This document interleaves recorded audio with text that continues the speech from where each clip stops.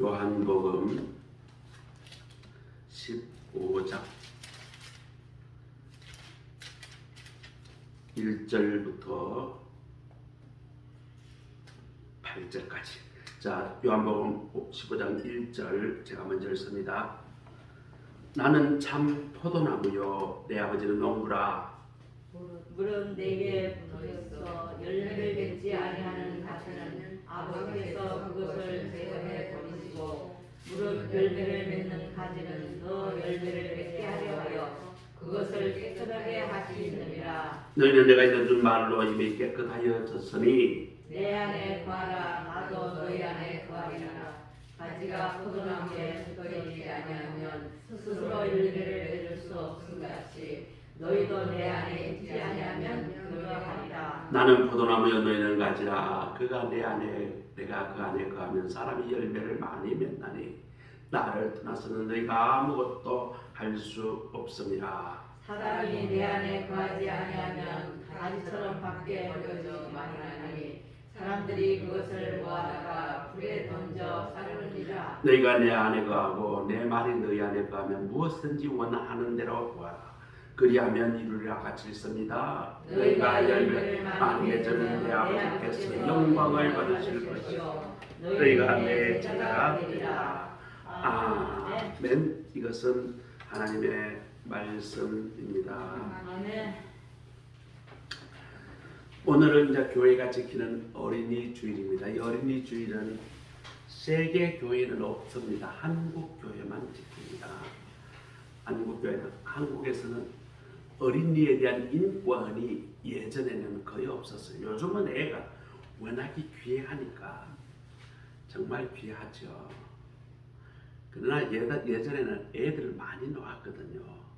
그러니 애들이 그냥 한둘을 키우다가 죽는 것이 였사고요. 그리고 한 집에 보통 6, 7, 많은 집에 10몇 명씩 애를 낳아서 키웠어요. 그래서 말이죠. 전염병 하면 돌게 되면 어떤 집에는 아이들 절반이 죽기도 했어요. 자, 그럴 때 애들은 정말 인권이라는 것이 없었어요. 심지어 애들을 부모가 말이죠. 식모로 팔기도 했어요. 우리 집에 먹을 거 없으니까 데려가라. 나중에 시집이나 보내주라고.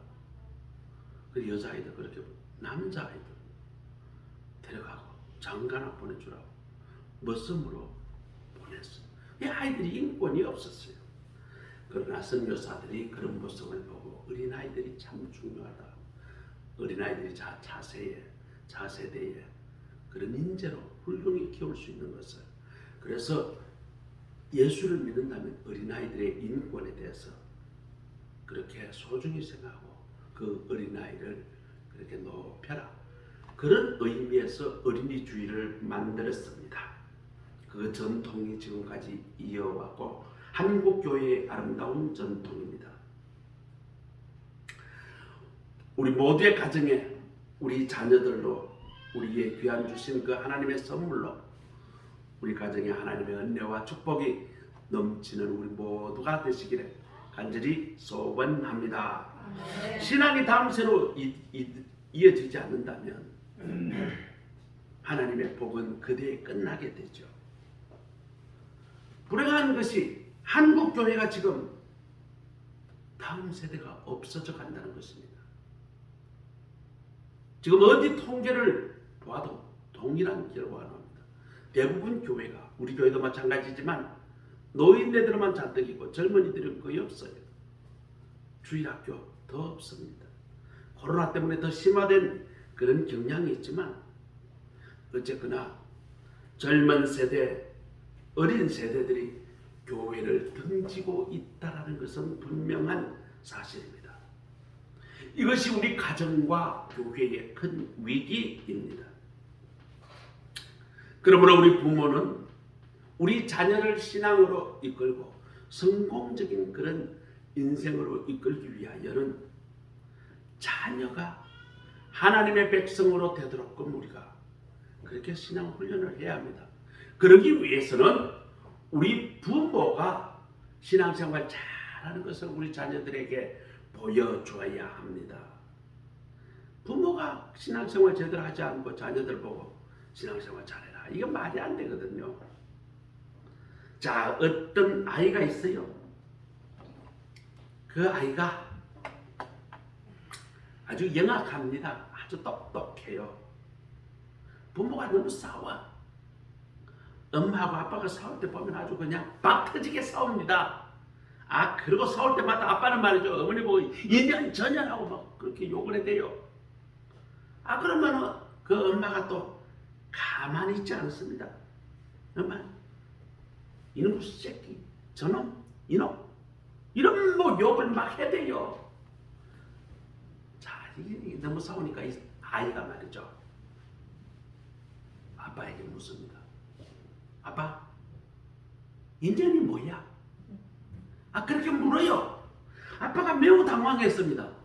자기는 욕하지만 자녀들에게 욕을 가르치고 싶지 않고 자녀들이 자기 엄마를 비하하는 것을 원치 않으니까 그래 그 말이 말이야. 어른들이 여자를 부를 때 인연 그래 불러. 아, 이렇게 얼렁뚱땅 넘어갔습니다. 다음번에 또 싸웁니다. 엄마가 말이죠. 이놈 저놈 해대면서 욕을 막 해대니까 아이가 쪼르르 가더니 엄마 너무 뭐야? 이렇게 묻습니다. 엄마가 또 얼마나 당황하는지. 그래 그거 어른들이 남자 부를 때 놈이라고 불러. 아이가 말이죠. 할머니 집에 놀러 갔어요. 할머니에게 고자질합니다. 할머니, 엄마 아빠가 말이죠. 싸울 때 인연 전연 그러면서 막 싸웠어요. 이렇게 이야기했어요. 그랬더니 할머니가 이렇게 이야기합니다. 그놈의 새끼들 지랄하고 자빠졌네. 이러는 거예요. 아이가 가만 듣더니 좋지 않은 소리 같거든요. 할머니, 지랄하고 자빠진 내가 뭐냐? 이렇게 묻습니다. 할머니가 말이죠. 당황했어요. 그게 말이야. 잘한다고 박수 칠 때 하는 이야기야. 이렇게 얼렁뚱땅 돌아떴습니다. 자, 이 유치원에 이 아이가 자, 학예회가 열려서 학부모들을 다 불러놓고 이제 이 아이가 영악하고 좀 똑똑하니까 사회를 시켰어요. 그랬더니 이 아이가 말이죠. 재롱잔치 딱 끝나고 난 뒤에 학예회 다 끝나고 난 뒤에 단상에 올라가 이제 인사를 합니다. 또랑또랑한 말로 이렇게 외칩니다. 이 자리에 오신 연놈들 지랄하고 자빠졌습니다. 그러더라는 거예요. 어른들이 하는 말과 행동을 자녀들이 그대로 보고 배운다는 아주 우스갯스러운 예화겠죠. 우리 주변에 목사님들 모임에 가면 어려서 철저히 신앙교육을 한 그 목사님들은 이 목회의 원칙을 잘 지키고 어려울 때도 그 목회의 원칙을 흔들리지 않고 지켜나갑니다. 부모 세대가 새벽 기도하는 걸 다 보았고 아침 예배, 저녁 예배 드리는 모습을 다 보고 훈련을 받았던 그 목회자들은요. 웬만큼 어려워도 새벽 기도 중단하는 게 없습니다. 그러나 그렇게 훈련받지 못했던 목회자들은 조금 어려우면 새벽 기도 중단합니다. 교회 쉽니다. 목회가 어렵다고 쉬고 이렇다고 놀고 그러나 훌륭하신 목사님들은 부모님에게 받은 철저한 신앙 훈련으로 그런 어려움이 닥칠 때마다 그것을 꾸준히 이겨나가는데 얼마나 큰 힘이 되었는지 모른다. 이렇게 고백합니다. 저도 우리 아버님 세대나 우리 할머니 할아버지 세대의 신앙생활하는 걸 비하면 요즘은요 정말 너무 쉽습니다. 예전에 비가 오거나 눈이 오나 뭐 1년 365일 새벽기도 거친 적이 없습니다. 아침 예배, 저녁 예배 그런 적이 우리 부모님 없어요. 제 어릴 때 제일 싫었던 게 새벽에 말이죠. 예배드리는 새벽기도 갔다 오면 아버지가 다 깨워요. 그때가 말이죠. 새벽에는 우리 시골에는 4시에 새벽 예배 드리거든요. 그럼 5시 되면 우리를 깨워. 5시 애들이 새벽에 5시 깨우면 잠 많을 때 얼마나 힘들겠어요. 그때 개구장기처럼 놀 때고 시골에서는 또 도시처럼 뭐 애들이 그냥 학원에 나가고 편안하지 않아요. 시골에는 애들이요 하루 종일 뛰어다니면서 놉니다. 여름 되면요 물에 가서 하루 종일 헤엄쳐더라고요. 얼마나 피곤합니까? 5시 되면 아들 다 두들 깨웁니다. 학교를 가고 안 가고 어린애들 상관이 없습니다. 5시 되면 다 깨워가지고 우리 아버지가 예배를 인도해요. 물론 뭐 한 30분 짧게 드리는 예배지만 찬송 부르고 기도하고 말씀 나누고 가르치고 축복기도 다 해주고 그러면요 5시 30분 다시 들어가 자요. 나 아버지가 다시 예배 드렸으면 일어나야지. 그렇지만은 우리가 그렇게 새벽기도 훈련을 받았어요. 근데 제가 어른 되고 난 뒤에 우리 집 애들 데리고 아침 예배 저녁 예배 거의 들은 적이 없어요. 그만큼 우리의 신앙 훈련이 예전에 비하면 무뎌졌다는 것이죠. 엄하게 신앙 훈련을 한 그런 자녀일수록 그 신앙의 유전이 잘 물려졌다는 것을 보여주고 있습니다. 요즘 목사님들 다 고백합니다. 자녀들 신앙 훈련이 참 힘들다. 장로님 가정도 똑같습니다. 자녀들의 신앙 전통을 제대로 물려주지 못하고 있다는데 모두 공감을 해요. 그러니 우리 청소년들이 사상과 그 생각의 체계가 하나님의 말씀으로 채워져서 이 세상을 살아가야 함에도 불구하고 그런 생각은 사라지고 학교에서 가르치는 인본주의 사상이 아이들에게 가득 찹니다. 그래서 교회에서 무슨 이야기를 하거든요. 그건 틀렸다고 이야기해요. 이런 가치관의 충돌이 우리 젊은이들과 우리 어른 사이에 있는 거예요. 그러니 결국 부모들이 잘못으로 우리 자녀들의 신앙이 무너지고 있다는 것을 우리는 알아야 합니다. 뭐 장로님 아들이 말이죠. 참 공부를 잘해요. 그 장로님 뭐 이름을 내가 밝히기는 못해요. 공부 잘합니다. 신앙이 참 좋아요. 그래서 말이죠. 초등학교, 중학교, 고등학교 가면서 학교에 전교회장을 또 맡아놓고 해요. 그만큼 공부 잘하고 인기도 좋아요. 신앙도 좋아요. 잘 학교에 가서 애들 친구들 섬기고 막 잘해요. 그러니 학생들이 학생회장을 뽑아주지. 교회에서도 말이죠. 얼마나 열심인지 몰라요. 중고등부 회장도 하고 교회에서 뭐 섬기는 일이 있으면 1등입니다. 근데 엄마 아버지가 고2 말쯤 되니까 야 이제 교회 일 그만해. 학원과 공부해. 대학 좋은 데 가야지. 그러면서 고2부터 교회를 못 가게 하고 주일날 학원으로 보냈어요. 그래서 주일날까지 학원을 다니면서 열심히 공부를 해서 대학을 진학을 했습니다.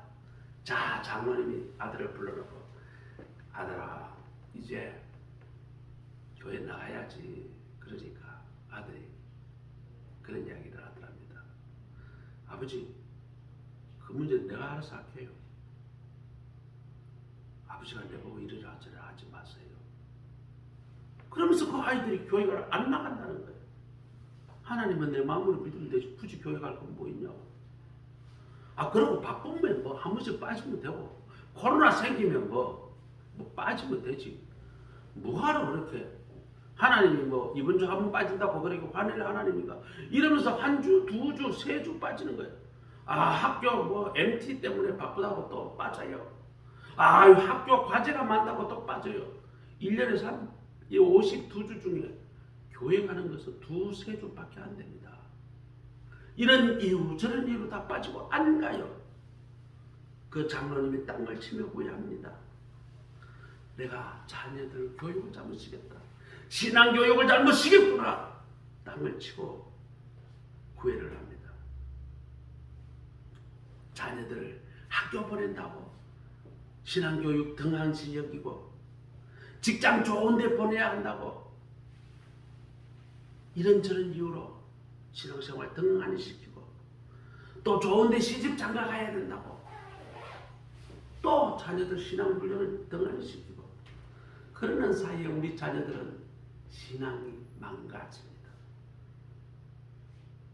하나님 아버지의 마음은 어떻겠어요? 오늘날 교회가 교회 직분자 자녀만 나와도 청년들이 가득할 거예요. 주일학교가 이렇게 비지 않을 거예요. 우리 모두는 신앙생활과 거룩한 삶을 우리 자신이 돌아다 보고 우리 자녀들에게 신앙과 삶의 본이 되는 우리 모두가 되어야 우리 자녀들에게 제대로 신앙 교육을 시킬 수 있을 거라고 믿습니다. 오늘 예배 참석하시는 우리 모두 우리 자녀들 앞에 신앙생활과 거룩한 삶의 모범을 보이시는 우리 모두가 되시기를 간절히 소원합니다. 자, 두 번째로는 우리 자녀를 부지런히 가르쳐야 합니다. 자녀 교육은 저절로 되는 게 아닙니다. 내버려 두면 인간의 본성은 죄성 때문에 저절로 악해집니다. 스스로 욕심을 찾아가지고 살아가도록 하는 것이 뭐예요? 인간의 본성입니다. 왜 그럴까요? 인간의 본성이 죄로 오염됐기 때문입니다. 그렇기 때문에 인간이 자연스럽게 가만 내버려 두면 스스로 자기 것을 많이 챙기고자 하는 욕망이 나를 지배합니다. 교육을 안 받게 되면 내가 뭘 더 먹으려고 그러고 내가 더 많이 가지려고 그러고 그렇기 때문에 폭력이 앞서고요. 사기, 거짓말을 앞서는 게 이게 인간의 본성입니다. 가만 내버려 두면 인간은 그렇게 되는 것입니다. 이걸 우리는 잊지 말아야 합니다. 어린아이를 사랑한다 하면서 무분별하게 사랑을 하는 것은 아이를 망칩니다. 아이가 자랄 때는 당연히 사랑해주고 칭찬을 해줘야 하지만 법도를 어기거나 하나님의 규율을 어기면 그것은 인생이 망할 수도 있다라고 엄중하게 경고하고 고통이 따르는 그런 훈육이 필요합니다. 잠언 13장 24절에 보면 초다를 참아하지 못하는 자는 그 자식을 미워한다라고 합니다. 그 자녀들에게 잘못을 있었을 때 그것을 꾸짖지 않고 매를 때리지 않는 자는 그 자신이 망치는데 방치하기 때문에 그 자녀들이 미워한다.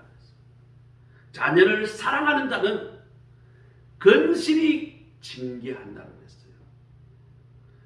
잠언 29장 15절에 채찍과 꾸지람이 지혜를 준다. 임의로 하도록 내버려 두면 그 자식은 부모를 욕되게 한다라고 했어요. 이 잠언서의 지혜 말씀이 오늘 우리에게 주는 가르침은 큽니다. 성경에 엘리라는 제사장이 있어요. 엘리라는 제사장, 그 당시에 이스라엘 민족에서 최고의 성직자였어요. 근데 엘리가 말이죠. 제사장으로는 어땠는지 모르겠지만 그 자녀 교육이 아주 엉망이었어요. 하나님의 법을 어기고 성전에서 못된 짓을 해도 귀엽다고 내버려 뒀어요. 그러다가 하나님이 하지 말라는 짓을 성전에 바쳐진 예물을 마저 훔쳐다 가지고 그걸 마저 고기 싸먹고 성전에 바쳐진 이 제물을 말이죠. 그 불태워야 되거든요. 그걸 끄집어다가 꽃갱이 찌가지고 끄집어내가지고 그걸 잘라가지고 구워 먹고요. 아주 나쁜 짓을 골라가면서 했어요. 하나님이 말이죠. 진노하셔가지고 이 자식들이 한날 한시에 죽게 됩니다. 그 소식을 듣고 엘리가 말이죠. 우리 가정에 하나님의 저주가 내렸다. 그렇게 부르짖고는 쓰러지는데 목이 부러져서 바로 즉사하게 됩니다. 엘리의 가문은 그렇게 하여 멸절되어 버렸습니다. 우리 자녀들에게 채찍과 꾸지람으로 교육하게 되면 우리 자녀들이 지혜롭게 자란다라고 성경은 분명히 이야기합니다. 지혜하도록 내버려 두면 자녀들이 부모들에게 우한 덩어리가 되고 부모들에게 욕먹이는 그러한 사람으로 자란다는 것입니다. 오늘날 이 세상이 무법천지가 되어요. 자식이 부모 때리는 자녀들도 있어요. 심지어 부모를 죽이는 그런 자녀들도 있습니다. 왜 그럴까요? 부모가 제 멋대로 자라도록 내버려 두니까 그렇게 자라는 거예요.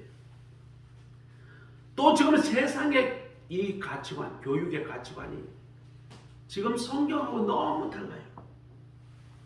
동성애, 성의 자유, 이것이 마치 진리인 양 가르칩니다. 학교에서, 초등학교에서 가르쳐요. 성경에서는 분명히 잘못됐다고 이야기합니다. 동성애하는 민족, 역사적으로 다 망했어요. 성경에서.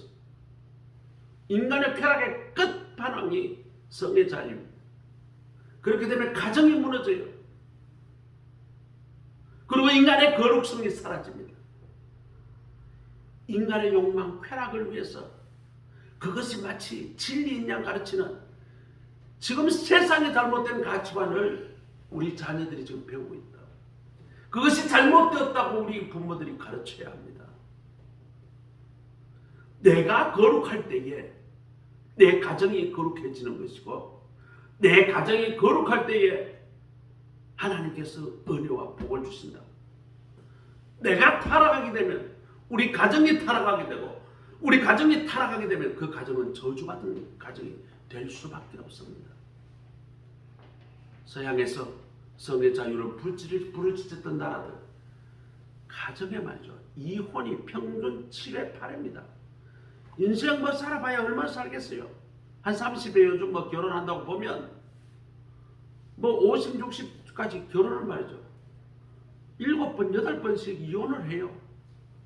그 말은 무슨 말이에요? 한 4년, 5년마다 이혼을 하는 거예요. 그 삶이 제대로 된 삶입니까? 거룩성을 잃어버린 그 나라. 그래서 이게 왜? 그런 나라는, 그런 가정은 하나님께서 멸절시킨다. 세상의 가치와 자신의 욕망을 마음껏 즐기라는 그런 것이 참 자유다. 이런 가르치는 사상에 또 선생님이 학생들을 잘못했을 때 체벌 못하게 하는 것, 이것도 잘못됐어요. 영국에 가면 지금도 말이죠. 초등학교에 칠판 위에 가면 매가 있어요. 법적으로 아이를 징계하라고 칠판 위에 두었습니다. 우리 요즘 학교는 말이죠. 선생님이 학생들 체벌을 못합니다. 학생들이 전부 다 핸드폰 들고 있어가지고요. 선생님이 뭐라고 할 거든요. 비디오로 다 찍어요. 그리고 인터넷에 올려버립니다. 그러면 부모들이 와가지고 내 새끼 때렸다고 난리 전쟁을 쳐요. 그러니 애들이 뭐라고 해도 부모 그냥 한 선생님이 그래봐야 네 인생만 가지지 하고 신경을 안 써요. 그렇게 교육한 아이들이 뭐가 되겠냐.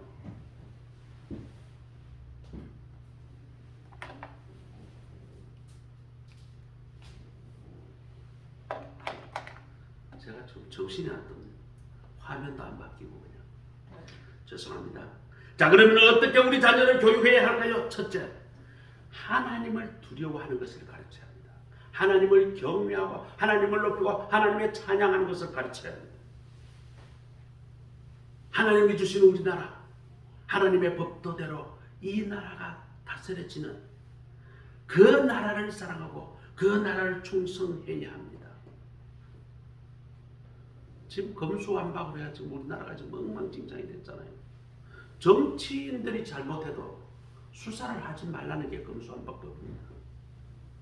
선거에 아무리 부정이 있어도 수사하지 말라는 것이 검수완박법입니다. 세상에 이런 불의한 법이 어디 있습니까? 하나님의 주신 나라는 평등하고 공정해야 합니다. 그런 나라에 충성하고 우리 자녀들에게 그걸 가르쳐야 해요. 그리고 삶의 거룩을 가르쳐야 합니다. 내가 삶이 거룩하게 되면 우리 가정이 거룩해져요. 내가 하나님을 경외하게 되면 우리 가정이 하나님을 경외합니다. 이것을 우리 자녀들에게 가르쳐야 합니다.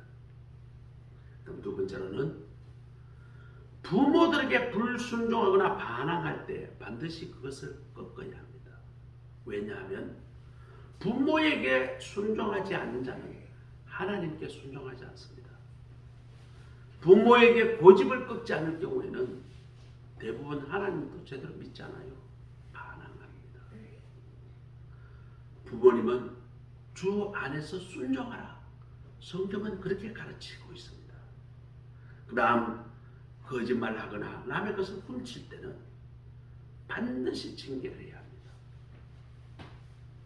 그리고 그것을 되돌려 주거나 거기에 따른 적합한 보상을 하도록 교육을 해야 합니다. 자, 어느 살인 강도 한 사람이 말이죠. 자, 사형 집행하게 됐어요. 죽기 전에 어머니를 꼭 만나고 싶다. 면회를 신청했어요. 어머니가 눈물을 흘리면서 면회를 왔어요. 어머니 얼굴을 한번 만져보고 싶어요. 마지막으로. 그 어머니 얼굴을 갖다 대니까 이 사형수가 말이죠. 어머니 그냥 머리를 콱 잡고 얼굴을 탁 당기더니 입술을 묻어 뜯어버리는 거예요. 어머니, 내가 어려서 잘못했을 때 어머니가 나를 한 번도 책망하지 않고 내가 이렇게 잘못했을 때도 어머니가 나를 책망하지 않는 그 입술이 나를 오늘 사형당하게 만들었다. 그 입 뒀다고 여기다 써먹었어요. 어떻게 해야 아이를 잘 가르칠 수 있을까요? 우리는 유대인의 교육법에서 우리는 그것을 발견할 수 있어요. 유대인 인구는 약 전세계 1,500만 명 정도 된다고 해요. 자, 지금 현재 전세계가 한 75억 대니까 인구수로 보면 0.2% 정도 돼요.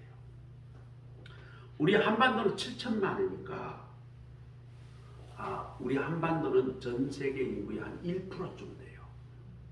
그런데 유대인은 0.2%밖에 안 돼요. 진짜 적습니다. 그런데 노벨 수상자의 31%가 유대인입니다. 미국 재벌의 23%가 유대인이고 미국의 법조인, 판사, 검사, 변호사 전체의 20%가 유대인입니다. 여하튼 각 대학의 총장 그리고 중요한 교수들 거의 절반이 유대인입니다. 유대인이 얼마 되지 않는데 세계의 저널리즘, 신문들의 사장들, 방송사의 사장들 그리고 그 주인들이 전부 다 유대인들입니다. 전 세계에 지금 영향을 미치고 있는 뉴욕 포스트, 뉴욕 타임즈, 워싱턴 포스트 그리고 NBC, CBS, ABC 이 세계 방송사의 주인이 누구냐? 유대인입니다. 뉴욕시의 의사의 절반 이상이 유대인이에요. 2000년 동안 가전학대와 가전고통을 당하고 교육의 기회를 받을 수 없었잖아요. 독일과 우크라이나에서는 유대인들이 학살당해서 어린아이까지 다 죽임을 당할 정도로 학대를 많이 당했던 그 유대인들이 어떻게 이렇게 뛰어난 그런 사람들로 변했을까요? 스탠포드 대학교의 심리학자 젠센이라는 사람이 있습니다. 그 사람이 유대인들을 지적 능력을 조사를 해봤는데 별로 유대인들이 타민족에서 탁월하지 않더라는 거예요. 오히려 우리 한민족 사람들이 머리가 더 좋더라는 거예요. 그런데 어떻게 해서 유대인들이 이렇게 탁월하게 전 세계에 두각을 발휘하고 있을까? 사실은 전 세계가 지금 말이죠, 보이지 않는 큰 손이라는 유대계에서 움직여지고 있어요. 전쟁도 마찬가지입니다. 전쟁에 무기를 공급하는 그 절대량이 유대인 손에서 움직입니다. 미국의 정치가 미국 대통령이 하는 것 같지만 그렇지 않습니다. 미국 정치를 움직이는 사람들이 뭐냐? 유대 네트워크가 있어요. 보이지 않습니다. 거기에서 세계의 곡물, 돈, 정치를 좌지우지합니다. 어떻게 그러면 이 유대인들이 그렇게 됐을까? 그 바로 성공의 비결이 바로 신앙교육이라는 거예요. 이스라엘 어머니는 가정에서 반드시 신앙교육을 철저히 시킵니다. 자녀들이 해야 할 것, 하지 말아야 할 것, 살아계신 하나님을 알고, 그리고 모세의 오경을 반드시 암송하게 합니다. 창세기, 출애굽기, 레위기, 민수기, 신명기까지 어마어마한 분량을 아이들이 말 배울 때부터 시작해서 가르치기 시작합니다. 태초에 하나님이 천지를 창조하시니라. 아이들이 첫째 배우는 말이 성경 구절입니다. 그리고 13세가 되면 그 신앙교육에 대한 시험을 쳐요. 랍비 학교에 가서. 그때 말이죠, 랍비를 통해서 철저히 신앙 훈련도 받아요. 그걸 통과해야 유대인 사회에 이름이 등재가 될 정도입니다. 그러니 그 아이들이 신앙 훈련을 아주 단단히 받죠. 그렇게 되면 하나님께서 이끌어 주시는 인물이 되는 것입니다. 우리 자녀들을 또 우리는 부지런히 가르칠 뿐만 아니라 우리 자녀들을 하나님을 만나게 해줘야 합니다. 우리가 우리 자녀들을 잘 가르친다. 우리의 가르침은 한계가 있어요. 우리의 가르침은요, 내 자신의 욕심이 앞섭니다. 그래서 자녀들을 가르치다가 자녀와 갈등하는 부모가 더 많아요. 자녀를 내가 잘 가르칠 수 있다? 착각입니다. 성경에서 보여주는 그 부모의 역할은 뭔가? 아이들을 하나님을 만나게 하고 하나님께로 인도해주는 역할을 하는 것이 부모의 역할입니다. 그렇기 때문에 우리는 우리 자녀들을 하나님께로 잘 인도하는 일에 우리는 온 에너지를 쏟아야 합니다.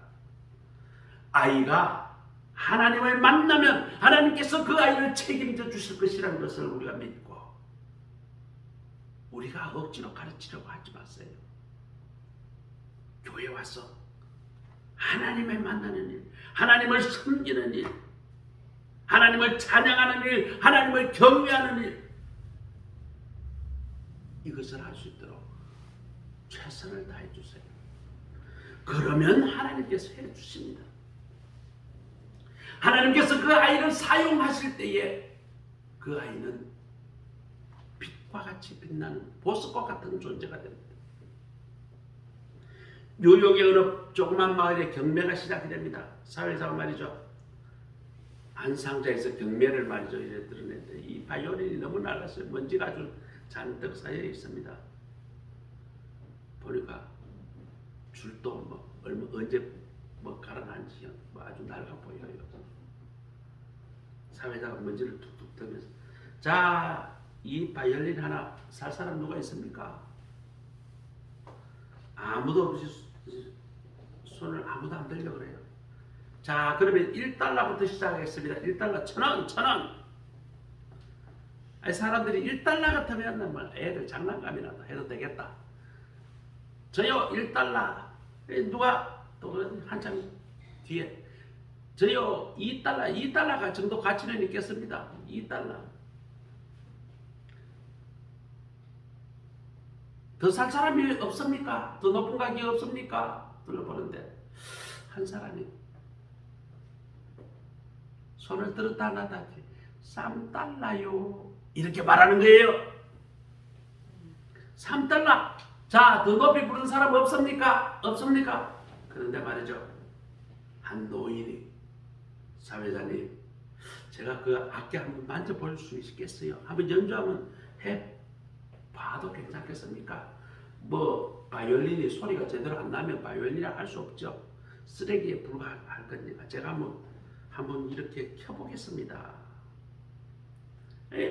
노인이 마저 머리를 툭툭툭 털고 그 낡은 바이올린을 이래저래 보고 줄을 이렇게 맞춰요. 그리고 말이죠, 연주를 하는데 아름다운 선율이 거기에서 나오는 거예요. 마을 사람들이 모두 그 아름다운 음악에 빠져서 경매장으로 점점 모여듭니다. 한 곡이 끝나니까 사람들이 박수를 칩니다. 야, 앵콜, 앵콜! 최고의 음악입니다. 그 사람이 다시 또 연주를 합니다. 찬송가를 트는데 너무나 아름다운 편안한 음악이 나옵니다. 이 노인네가 그 연주를 마치고 사회자에게 건네주면서 악기가 훌륭하네요. 이 악기를 다시 경매를 붙여보시죠. 그랬더니 말이죠, 앞에 사람이 1,000달러요! 1,000달러래. 그 악기가 조금 전에 1달러, 2달러도 손들 사람이 제대로 없어가지고 3달러. 그런데 말이죠, 이 사람이 연주를 하고 나니까 이 악기는 아직도 훌륭하고 튼튼한 악기네요. 한마디로 했는데 1,000달러. 그랬더니 야, 저거 우리 집에 사줘야 되겠다. 2,000달러요. 결국은 3,000달러에 어떤 부모가 갔어요. 자, 이 광경을 지켜보고 있던 한 아이가 아빠에게 묻습니다. 아빠, 참 이상하네. 조금 전에 3달러 켜도 사는 사람이 잘 없었는데 어떻게 3,000달러에 팔렸지? 참 것이 이상하네. 아빠가 대답합니다. 그 악기는 누가 연주하냐에 따라서 쓰레기도 될 수 있고 훌륭한 고가의 악기도 될 수 있단다. 우리 자녀가 하나님 앞에 서게 되면 보배와 같은 존재가 될 것으로 믿습니다. 우리 모두 자녀들이 행복해지기를 원하죠. 성공적인 삶을 살아주기를 기대하고 있죠. 그러면 우리는 우리 자녀들을 위해서 무엇을 하고 있는가 묻고 싶습니다. 우리는 하나님을 만날 수 있도록 자녀들을 최선을 다해서 하나님 앞으로 인도해야 합니다. 우리의 자녀들을 하나님이 연주할 수 있도록, 하나님께서 그 인생을 이끌어 주실 수 있도록 하나님께로 인도해야 합니다. 우리의 능력이 한계가 있는 내가 우리 자녀들을 가르치고 지도할 것이 아니라 천지를 창조하신 전능하신 하나님이 우리 자녀들을 그 하나님께 맡기고 그 하나님께서 인도해 주신다면 우리 자녀의 앞길을 열어주시고 그 자녀들을 축복해 주시고 복된 삶으로 이끌어 주시고 만들어 주실 것입니다. 자녀들에게서 더 중요한 문제는 돈의 문제가 아닙니다. 지식의 문제가 아닙니다. 관계의 문제가 아닙니다. 영혼의 문제입니다. 신앙의 문제입니다. 이것이 인생 일대에 이것보다 더 중요한 일이 없어요. 하나님 아버지, 예수님, 이것을 잘 믿고 잘 섬기는 것이 확실하다면 어떤 일을 당해도 그 자녀는 흔들리지 않습니다. 인생에 어떻게 고비가 없겠어요? 아무리 우리가 봤을 때 잘 나가고 있다고 해도 그 사람 삶을 뒤지다 보면 다 똑같아요. 그 과정을 잘 슬기롭게 극복했느냐 못했느냐 그 차이뿐입니다. 우리 자녀들이 인생의 고비를, 수많은 고비를 겪을 때에 하나님과 동행하며 하나님의 인도하심을 받아서 이겨나간다면 그 자녀들은 훌륭한 인생을 살아가게 될 것이고 아름다운 인생을 살아가게 될 것입니다. 하나님 아버지와 예수님을 믿고 그 자녀들을 신앙으로 잘 키워놓으면 우리 모두의 상급 중에 최고의 상급이 될 것이고 선물 중에 최고의 선물이 우리 자녀들이 될 것입니다. 우리 자녀들을 잘못 가르치면 화근 중에 화근이 우리 자녀가 될 것이고 짐 중에 짐이 우리 자녀들이 될 것입니다. 오늘 어린이 주일을 맞이하여 우리 자녀들에게 마땅한 길을 가르치는 신앙의 길로 인도하는 우리 모두의 부모가 되시기를 주의 이름으로 축원합니다. 기도하겠습니다. 하나님 감사합니다. 오늘 주일을 맞이하여 우리 자녀 교육을 어떻게 할 것인가 하나님 말씀을 묵상하였습니다.